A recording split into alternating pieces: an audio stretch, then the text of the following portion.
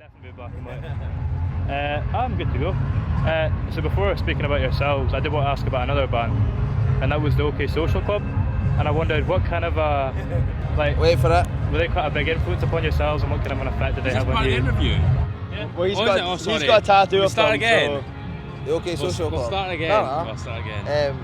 The OK Social Club, aye.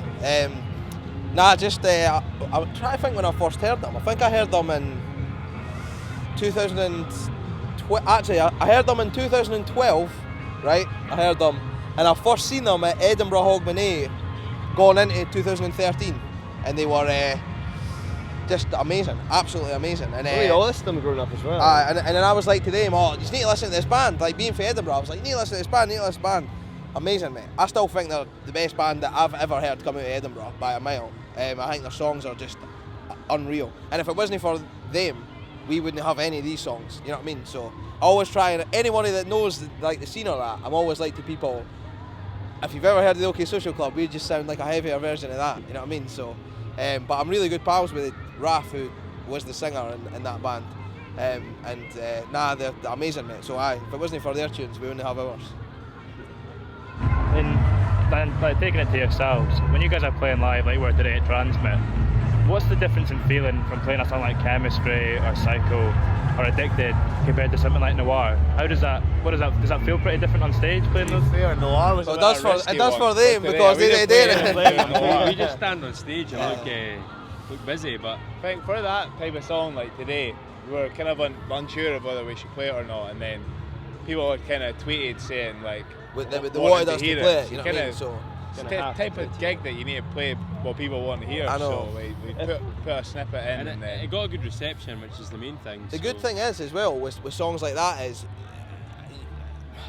songs like Chemistry and Addicted and things, you need to kind of perform yourself, but songs like Noir just speak for themselves, you know what I mean? So you didn't need to, almost like sort of everyone else performs it for you, that makes it that thing. So yeah, that's what makes it so good rather than the and it's just a nice sort of break up between an otherwise really like energetic set. So it's good.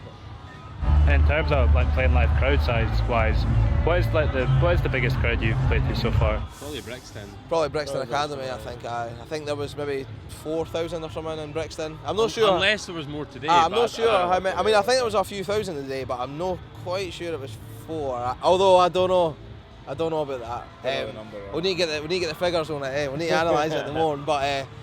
Or watch it back on iPlayer later.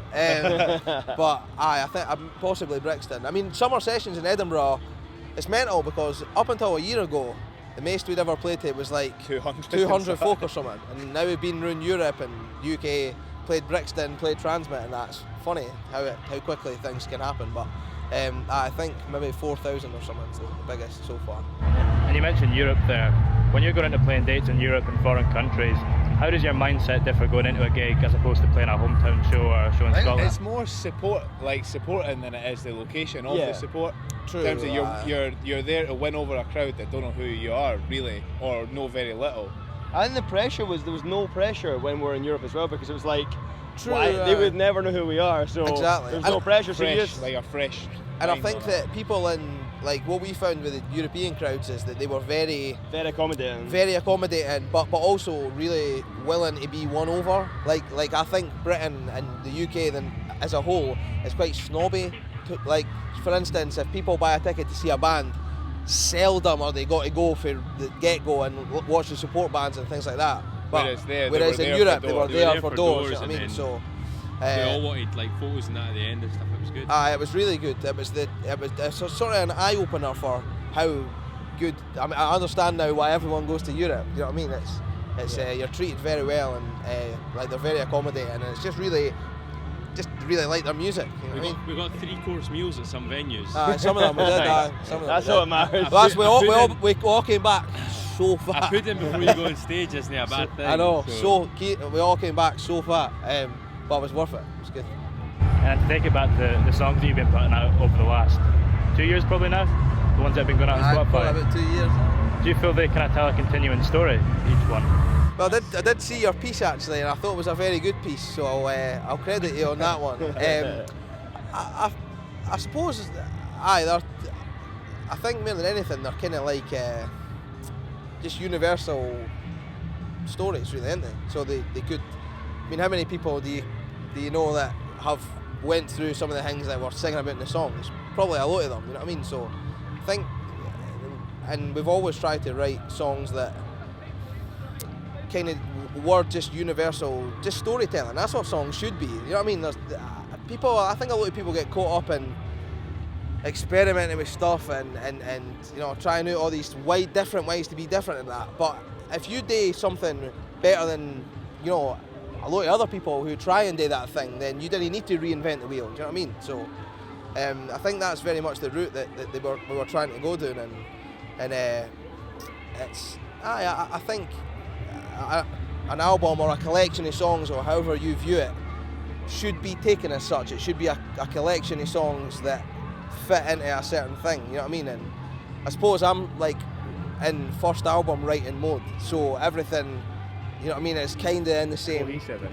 ballpark.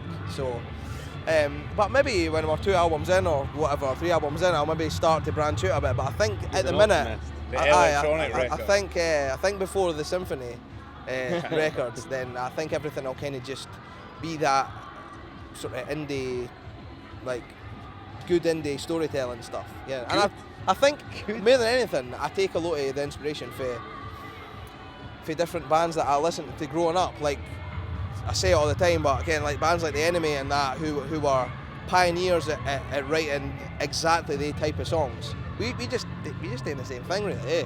Like it might be a wee bit poppy or whatever, but it's all in the same realm. And I mean, again, like looking at the songs and kind of going back to that continuing story thing. Like if you look at like Chemistry, Psycho, and you know, possibly like Addicted to an extent, they kind of look at toxic relationships and that kind of thing.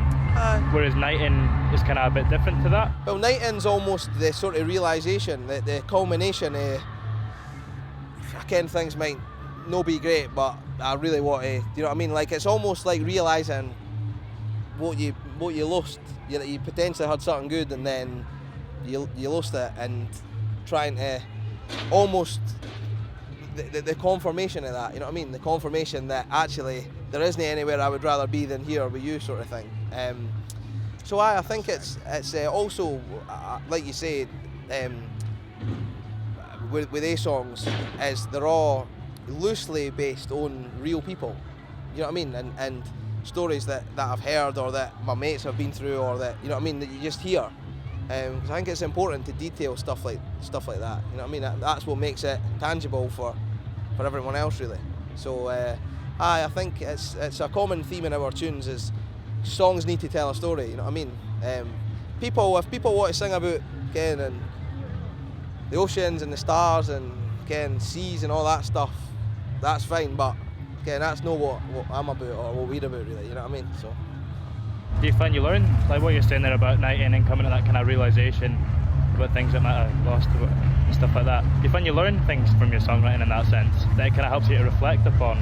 I think, well, I think in songs like that, like I think it's safe to say whenever we demo a song or anything like that, we know pretty much right away, like, oh, this will be good live or such and such. And I think we put it down to having listened to all these bands growing up and having been at these festivals and seen how songs are perceived and see what people respond to. And people, we think, respond to the real stuff, the real hard-hitting life. You know what I mean? So I think it's important that bands out there are detailing stuff like that. I mean, there's an awful lot of political bands, and that's all fine and well, but I think they're just banging the same drum. You know what I mean? Like we're trying to. Not that we're reinventing the wheel, but we're at least trying to detail other stuff that actually happens in life. Do you know what I mean? So I think more than anything, trying to fill that void is where we're trying to be. And I think you learn what will work in songs and what won't work, what people will respond to and what they won't. We're just, I think, lyrically, because structurally most songs are the same. You know what I mean? But and that goes across the board, not just us. But I think lyrically you learn a lot about almost building characters. Like you build characters in songs and then you kind of articulate their story in certain songs, and then, you know, it's almost like a soap opera kind of thing. So I think if I was to say anything, I'd probably learn about the characters, I suppose. Yeah. And to look at the way songs have kind of had an impact upon the band as a whole, I wanted to ask, like, when you guys released Psycho, could you kind of describe to me the impact that had upon the band and the way that you kind of looked at the band? When we released Psycho? It was a change in direction from us, wasn't it? It was I think we were so, recording at a new place, and we'd never really had sort of Spotify love before prior to Psycho, had we? So nah, we'd and never. when we released it and we got on a few playlists, and it was like a turnaround for us. It was all, I think what we were saying when we done it is we were kind of like, this is the closest thing to what we imagined we wanted to sound like. You know what I mean? I think bands need to try and find, I think that's the skill in being in a good band, is finding a sound whereby you didn't really need a vocal on it to be like, that's them or that's them, like the Strokes or Arctic Monkeys. It's like, alright, I know who that is before they've even started singing, and it's the closest I think we felt at the time. They were like, this is the closest thing we'd put out on record to what we wanted to sound like as a band. It was also like a long time after, like, since we'd put anything out. True, it was that. well over a year since So like, we put anything we else really out had there. a long time of demoing and stuff to really find what we wanted that release to be. Aye. And then that was kind of the first realisation as well, that other people were into it. Aye, and I think It wasn't like more than anything as well, usual. as each song's progressed, we've kind of got a, I don't know what to say heavier, because we're not a heavy band, but it's became a bit more Guitar-y. It's a bit more rocky. more distorted. You know what I mean? And then going in that kind of American rock-ish kind of category, which I'm fine with. You know what I mean? I'm fine with that. But I think that was the closest thing that we knew we were onto something when we had that one, I think. Yeah, I've just got a couple left to kind of to round it out. Do you remember the first time that someone came up to you and told you that they related to a song of yours, that they really properly connected to it? Yes, The first time. I do. I was in propaganda, like club night, sorry. You're famous now, eh? the club night at Liquid Rooms, and someone bought me a drink. Michael Irvin bought me a drink and said, I love your band. Oh, and I really? really like Right. the song. Well, shout You've out to done a lot Mikey for me." Irvin. I think I don't know if I could tell you the first time. I think it would probably be, might have been Mikey Irvin or someone to that ilk. I think it was the X being a psycho might have been the. Yeah, that's quite a common That's one, quite yeah. a common place. But it's, to be honest, we get kind of overwhelmed with the support through people being like, oh, this tune got me through this, or this, you know what I mean? This is telling about this, about my life or whatever. Like we get that all the time, and that's really all we ever wanted today. Like, just write songs for people. Again, there's no point if somebody's in a band, they say, oh well, you know, we wanted to do this, we wanted to write songs for ourselves. When you're in the wrong game, you know what I mean? I can't sell out shows myself. I need to write songs for folk that One ticket. So. that tell life stories, you know, Ken. So I think that's ultimately they were inundated with people telling us that they like them, and that's great. You know what I mean? It's great to see. And to round it off, it's a bit of a cheap question, Right. but what would you say is the biggest strength and the biggest weakness at Retro Video Club? We're just too committed. That's the If biggest this- weakness. The biggest what? biggest strength and the biggest. Well, I mean the biggest strength. It's the crowd. It's all the crowd. It's the crowd. Surely. Nah. The biggest strength's probably the Drummer's good looks. understanding of what we're doing.